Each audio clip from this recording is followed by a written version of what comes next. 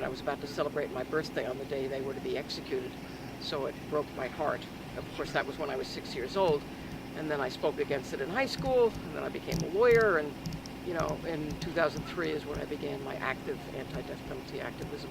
I've testified in 10 public hearings and been to 10 execution vigils, and I'm constantly focused on it because it's, and what my letter is about is pretty unique, and that's why I'm sharing it. It talks about all the victims who aren't thought about. Ruth Bader Ginsburg sobbing in the middle of the night. And this is firsthand. In other words, I've heard these people or seen them in person. I haven't heard about it by reading. Ruth Bader Ginsburg was speaking at the 92nd Street Y in New York, and she was asked, what's the most emotional memory you have on the bench? And it was a death penalty case that led to an execution. I was sobbing in the middle of the night. Who would have thought of this United States Supreme Court judge? A chaplain outside a prison in Virginia when the first execution of a woman occurred in 98 years. That was about 8 years ago. And she was sobbing. Who thinks about a chaplain?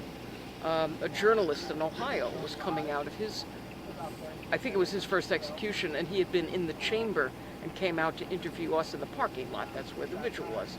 Like many of them, you're not in the prison, you're at the prison. And he was a wreck, no surprise.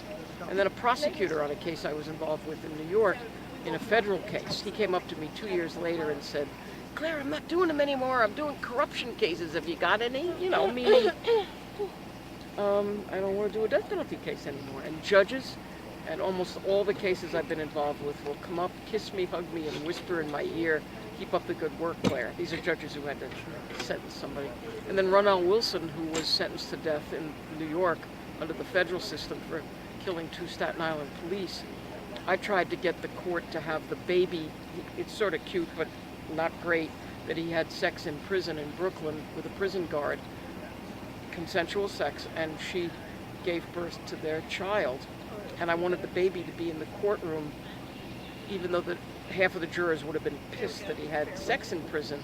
If they saw that little baby, he was about a half a year old, it would have reached their heart to say, I don't want to execute his father, And so I got a beautiful thank you letter from him on death row in Terre Haute, Indiana.